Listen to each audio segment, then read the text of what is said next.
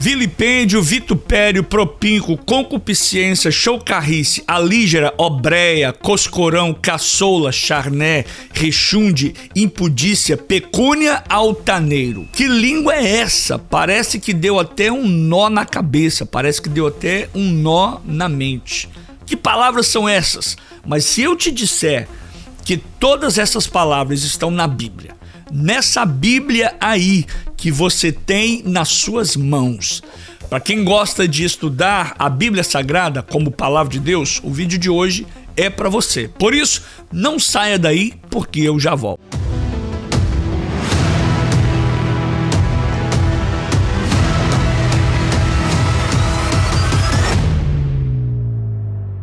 Mas antes, porém, eu preciso da sua participação aqui no canal. E isso vai nos fazer continuar vindo aqui todas as vezes para produzir conteúdos como esse para ajudar você nos seus estudos diários das Sagradas Escrituras. Então, você já sabe, deixa aí o seu like, deixa aí o seu joinha.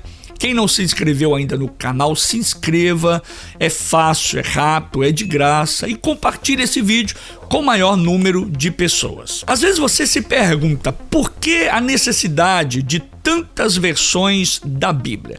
Será que a Bíblia não é uma só? Sim, a Bíblia é uma só, ela é a palavra de Deus. Mas, devido à evolução da língua, várias versões foram surgindo ao longo do tempo, várias revisões foram feitas por conta de que a língua portuguesa, cá entre nós, evoluiu muito.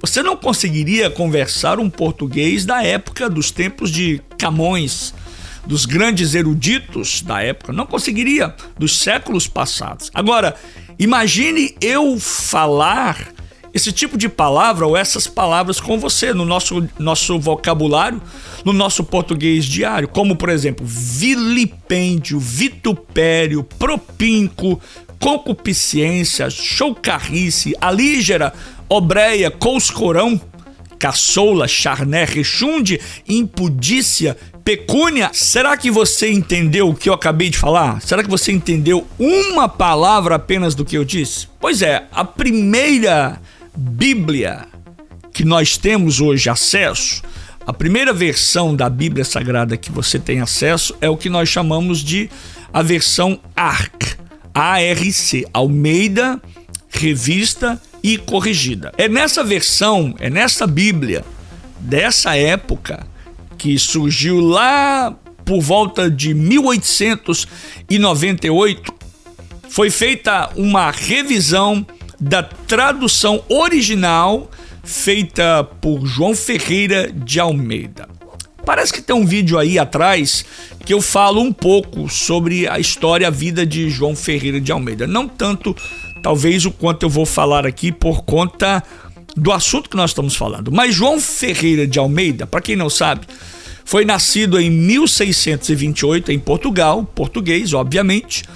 Mudou-se ainda jovem para a Ásia, onde, ao ter contato com a Bíblia em espanhol, não essa, lá em 1898 ele teve contato com a Bíblia em espanhol, converteu-se então ao protestantismo e tornou-se pastor da Igreja Reformada Holandesa, lá em Batavia, na época que era ainda capital da Indonésia. E João Ferreira de Almeida, movido por sua paixão pela palavra de Deus e pelo desejo insensável, né, de tornar a Bíblia, a palavra de Deus, acessível ao povo de língua portuguesa, Almeida iniciou a grandiosa, a majestosa tarefa de traduzir as Sagradas Escrituras. Eu fico a pensar, né?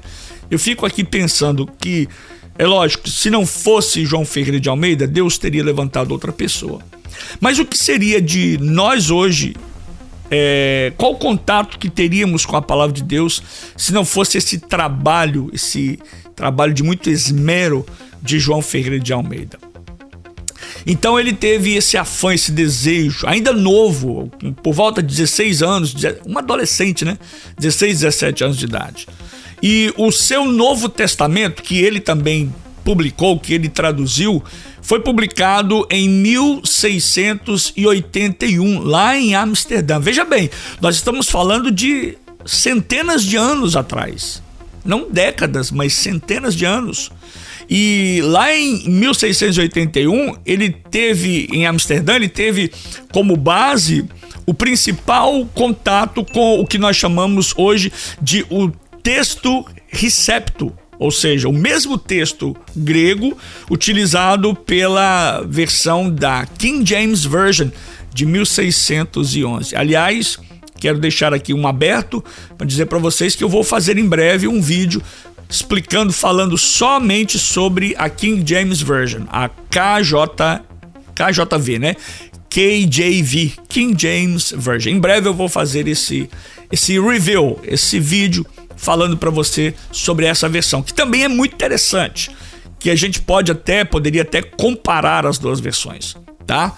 E para conferir a maior fidelidade com a palavra de Deus, João Ferreira de Almeida, ele teve a oportunidade de consultar versões em espanhol, como a versão a Reina Valera. Você já ouviu falar sobre essa versão? Não sei se você conhece, né? E também a Vulgata Latina. Quanto ao Antigo Testamento, por exemplo, a sua tradução que ele utilizou foi fundamentada no texto massorético hebraico. Olha, texto massorético hebraico é um texto do hebraico mais recente ainda do que o primeiro texto em hebraico dos originais, os primeiros textos, porque depois logo surgiu os textos massoréticos, e foram esses textos massoréticos em hebraico que João Ferreira de Almeida utilizou, embora ele tenha recorrido também a algumas versões auxiliares no latim e espanhol.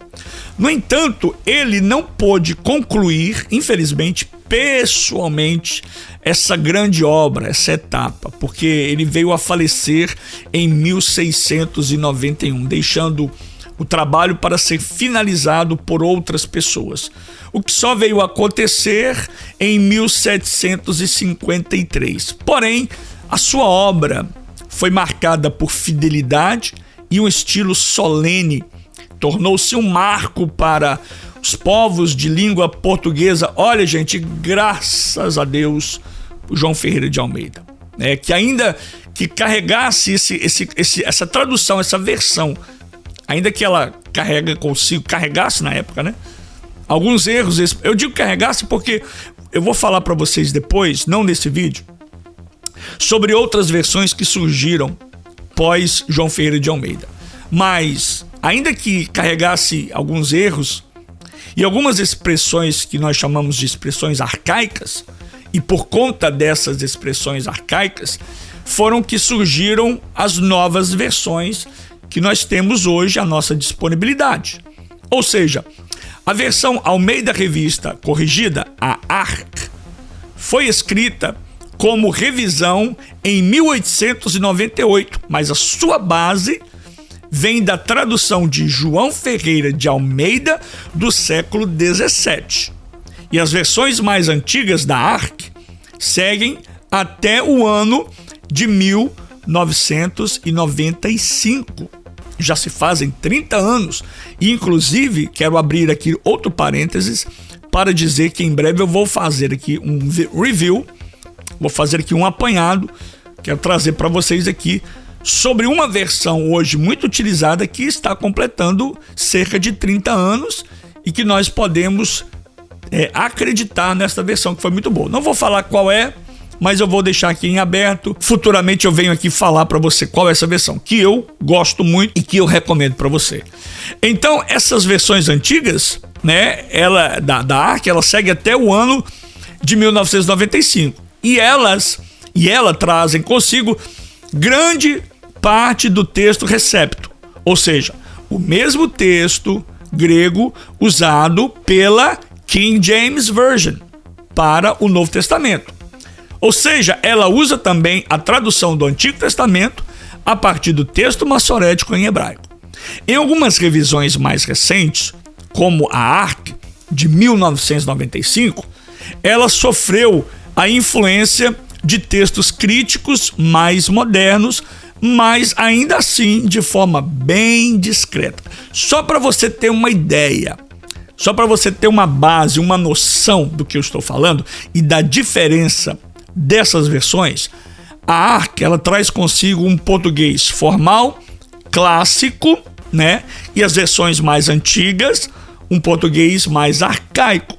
Mas depois da versão de 95, nós temos, por exemplo, aqui eu quero citar um exemplo de um texto, para você ter uma ideia de como ela começou a sofrer uma certa mudança para melhoria, haja vista da implementação, da melhoria, do avanço, né, do vocabulário, da língua portuguesa em si. Então eu quero dar aqui um exemplo para você, por exemplo, do texto de João capítulo 3, verso 16, um texto conhecido, né? Porque Deus amou o mundo de tal maneira que deu o seu Filho unigênito para que todo aquele que nele crê não pereça, mas tenha a vida eterna. Esse texto, ele é estilo de texto que é considerado como uma das traduções mais literais em português. É isso aí. Soando de forma solene e tradicional. Quem fez isso? A ARC, Almeida, Revista e Corrigida. Agora, em trabalho paralelo, você observa bem que já a King James Version, ou seja, a versão em inglês do século 17, ela também traz consigo, no seu bojo, expressões arcaicas, tais como palavra de, do, thine. E o exemplo do texto de João 3,16 em inglês, que diz assim: For God so loved the world that he gave his only begotten Son, that whosoever believed in him should not perish but have everlasting life. Para os falantes de inglês, isso é uma obra literária, mas mesmo hoje, textos assim podem soar de forma difícil. Por quê?